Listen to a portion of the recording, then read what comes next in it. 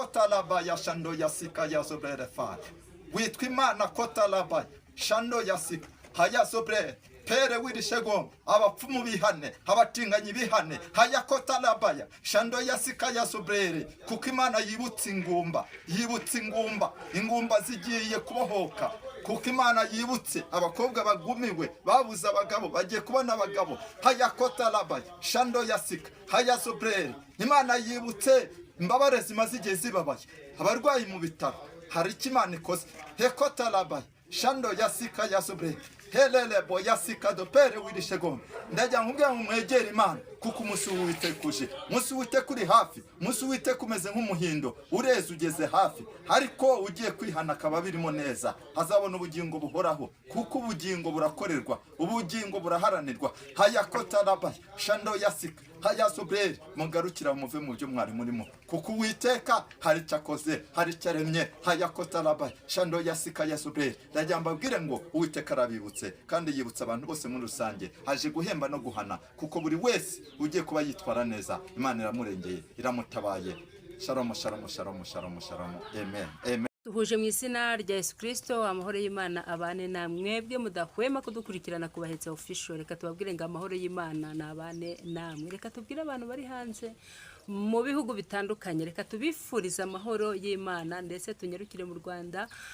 Reka tubabwire ngo namwe amahoro y'Imana abane namwe. Reka tujye mu majyaruguru, mu majyepfo ndetse no mu burengerazuba no mu burasira zuba nabo reka tubifurize umugisha w'Imana. Reka tugire hano muri Kigali tubabwire ngo amahoro y'Imana abane namwe.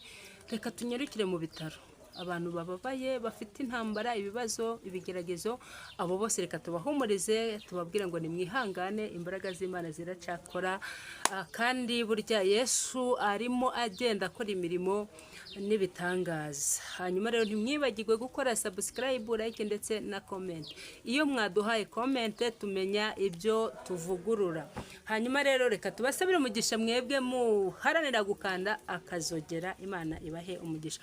Nge uri kuri kamera nitwa Zaninga Christine, turi kumwe n'abakozi b'Imana, turi kumwe na pasteri akarusho byinjiragiza kubyivugira, turi kumwe n'umuririmbyi hano Nyarudindiri, akunda kuvuga ngo nafande Nyarudindiri Roza, musaza wa Roza Muhando.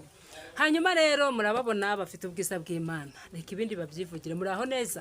Yego Imana irabarinze, umwuka w'Imana ndi kubona ahari rwose, guhanura biremewe akarusho kuko mu minsi yasize hari ubuhanuzi wagiye utambutsa ariko umunsi wa none kandi kubona hari biri kugenda bishika. Ni Prophete Floriye cyangwa se Reverend Floriye nagarutse rwose kuri isano y'umunota. Imana yanambaye byinshi cyane, maze iminsi ndi masengesho ndi gusenga. Imana igira ibintu byinshi igenda inganiriza. Rero naje kugira ngo tubashe kuganira ku bantu banyumva, abari hano mu gihugu n'abari ku bihugu by'amahanga, abantu benshi bamaze kumenya. Rero bishaka kuvuga ngo ngiriwe amahirwe nkoranye ikiganiro none n'umuhanzi ku giti cye witwa Nyarudindiri cyangwa se afande Nyarudindiri musaza wa Rose Muhando. Ni kazwi ku mbuga nkoranyambaga ahantu henshi hatandukanye. Rero nukuri turishimye cyane ku bantu batwumva. Ikintu nyamukuru cyane ndi gusenga Imana nk'umushumba nk'umutambyi, Imana yampaye, Imana yambwiye ngo irarakaye cyane. Imana irarakaye ku buryo yageze ubwo imbwira ko hari agacuma k'umujinya kaba mu ijuru, Imana igiciramo ngo ikagaciramo ako gacuma gategereje inkozi z'ibibi n'ibihano bizavuka ku munsi w'amateka ku banyabyaha bose. Ariko Imana irambwira ngo ikintu kibabaje cyane nyamukuru ni abapfumu n'abarozi bari kuba mu bigirwamana ku isi cyangwa mu gihugu, haba hano mu gihugu no ku bihugu by'amahanga n'abadiaspora hose i Burayi no muri Canada na za Amerika, abapfumu babaye. Rero Imana imbwira ijambo rikomeye ndi masengesho, nari Imana yampaye amasengesho y'iminsi 4 ngo nibe ndi gusenga izansobanura ibintu byose bikomeye biriho. Njyewe nari naririnze kujya njya kuri kamera zo ku mihanda nka hano mu rwego rw'ivugabutumwa, mu rwego rujyanye na hano ku ma YouTube, nari naranze kujya kuri kamera. Hanyuma ariko aho ngiriye ku mihanda nsanga hano ku mihanda hari abantu b'abapfumu bakamejeje, nsanga hari abatinganyi bakamejeje kandi bamwe birirwa biyogeza no ku makamera, biyogeza no hano ku macano. Hari uwo nasanze hano ku mihanda wa mbere witwaga Kayusi ari we Satani. hanyuma Kayusi nakoranye ikiganiro nawe akajya yumva ngo yamboye nk'agakobwa keza gashaka kumfata kandi ndi umugabo kandi ndi pastor kavuga ati nyabure ntabwo nta mugabo ufata undi mugabo wowe akira agakiza k'Imana akira amahoro y'Imana uwo ni Kayusi wari satani kera Kayusi yambaye ibizibaho yambaye amakanzu y'abakobwa rwose Kayusi yambaye amapampa ibintu ari birebire hano ku mihanda ku mayitubasi abayitubazi barumira ati se pastor uzanye iki yongo yaramubwirije ntiyakijwe Claude Niyonzima aramubwirije byaranze abashumba benshi b'abapasiteri bageze hano baramubwira byaranze none wowe uzanye iki cyagashya kizatuma Kayusi ava kuri ibi bitero bijyanye n'ubutinganyi nuko Kayusi ndamubwiriza Kicukiro nagiyeyo hari kamera twagiye kuri cano mubwiriza bigoranye cyane abantu barahurura ariko birangira ndetse Kayusi ari gushaka kuntereta yagira ngo ninjye mugabo ninjye mukobwa kuri we none ariko nanjye ndakomesha abazima mu izina rya Yesu urakizwa Kayusi wari satani urakizwa mu izina byarangiye ubu ngubu ndashima Imana rero Kayusi ubu yamaze kumenyekana ahantu hose yambaye amakote nta cyambara yamakanzu y'abakobwa ibyo ni ibintu bizwi ku mbuga nkoranyambaga ibintu mbese Kayusi ari gusohorana indirimbo n'umuhanzi ku giti cye witwa Niyo Patrick ibintu byashyushye ibintu byakomeye ndashimira Imana mbanje kuzamura Imana icyubahiro abatinganye bagaragaye kugeza ubwo naje gusobanukirwa Imana imbira ijambo rikomeye irambwira ngo umutinganyi witwa Jihad ngo nawe agiye gukizwa nuko nabwiwe Jihad nawe agiye gukizwa ngo agiye gukizwa ubundi gusenga amasengesho y'abatinga Imana yatacye batinganye bose aho bava kagera kuko Imana yambwiye ngo nta mutinganyi w'umugabo wahuye n'umugabo ngo babyana umukobwa n'umuhungu ngo nta mutinganyi w'umugore ku mugore babanye mu nzu ngo babyara umukobwa n'umuhungu ntabwo ngo rero kubw'ibyo haba hano mu gihugu no kwisi hose muri rusange batinganye barumva Imana ikoze umukwabo kandi bamwe Imana igiye kubanika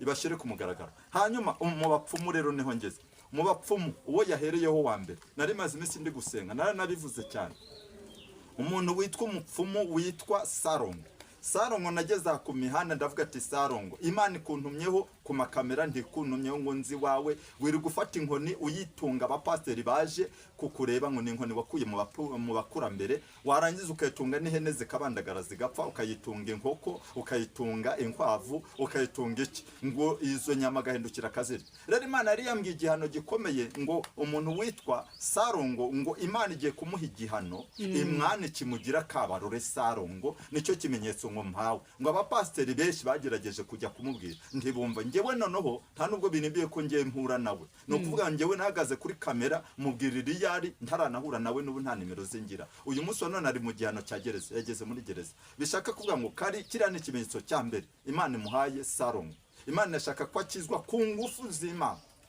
bishaka kuvuga ngo n'abandi bapfumu bose ari undi mupfumu Imana ubu yantumyeho witwa Rwarutanga rw'amaboko uwo bajya bita ngo ni Rwarutanga rw'amaboko akunda kuba afite amababa mu mutwe gutya sindanahura nawe uwo mupfumu ngo ari kubabaza Imana ngo ari amababa ashinga mu mutwe ngo bari gukosora Imana yereka neza yuko Imana itamuremye neza Imana irambwira ngo Rwarutanga rw'amaboko nawe arakizwa niba adakijijwe uko itara riri kumurika mu bapasiteri rikababona mu ibyaha rya leta itoroshi rya leta rikamumurika mu bapasiteri rikashyira abapasiteri mu magereza nk'uyu Harerimana Joseph Harerimana Jean Bosco uriya wari wagiye mu gereza azize miliyoni 10 ngo yasengeye ngo abantu ngo bategereje amafoto yewe yuko hari abo yasengeye ngo bambaye ubusa rero bishaka kuvuga ngo niba leta igira gutya ikareba mu bapasiteri kababonamo intege nke ikababonamo ibyaha ntabwo abapfumu bari mu gihugu yabura kubamenya bishaka kuvuga ngo itoroshi ry'Imana riratse itoroshi ry'Imana rirabonetse rigiye kumurika mu mwijima n'abapfumu bakabuhariwe iyo bihishe niyo bari hose ku isi cyangwa mu gihugu ibihugu bigiye kwataka abapfumu ubuyobozi bw'ibihugu bigiye kwataka abapfumu aho bari hose no mu mashyamba karabaye umuntu ukiri mu ndaro za gipfumu akiri muri bwa buzu bwo mu mashyamba ngo apfumurizamo hari n'abagore benshi bagiye bahura n'ibibazo bikomeye bakabana n'abagabo nk'imyaka 10 barabuze urubyaro bakajya mu bapfumu yagera ku mupfumu akamusaba ko basambana kugira ngo amukure ngo mu myuka ngo imurimo noneho akamushyiramo abakurambere b'ibitero noneho wa mugore bikarangira ahubwo n'abana babuze burundu ibyo byose n'abapfumu babikora cyane kuruta n'abandi burya nubwo babeshyira pasiteri batinya n'izina ry'Imana ariko nta wagera ku rwego rwo gukora nk'ibyo abapfumu bakora kuko abapfumu nibo barya amaturo menshi cyane bakarya n'amafaranga arenze ay'abapasiteri barya kuko bo barya inka bakarya amahene bakarya ibintu byinshi bitandukanye. uwo Salomo nibyo yaryaga kuko ya nkoni yayitungaga ayo mahene.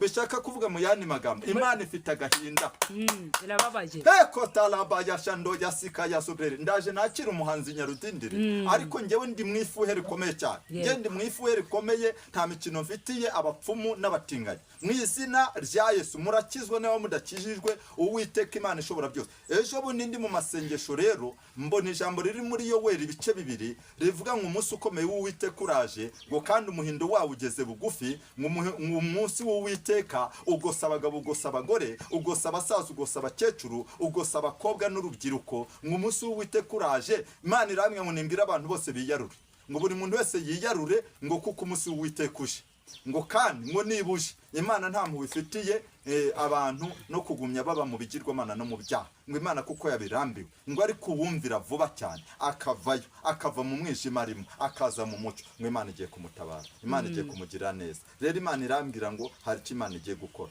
Hanyuma ikindi cya kabiri hari agahinda kababaje Imana cyane ni abantu bagiye babana n'uyu muntu uyu musore twicaranye witwa Nyarudindiri bakorana ibiterane babana mu masengesho babana mu buryo bw'umurimo w'Imana mu ndirimbo za gospel ndetse akaririmba. Uyu ni Nyarudindiri na Afande musaza wa Rose Muhando arazwi ku mbuga nkoranyambaga ariko abantu bitwa abayitubazi baramuriye. Abapasiteri bitwa abapasiteri nabo baba mu nsengero zikomeye baramurya urabizi zikaza bakamurya. Rero nawe yaje turi kumwe noneho nawe ngiye kumuha ijambo nawe afite icyo avuga atararivuga pasiteri.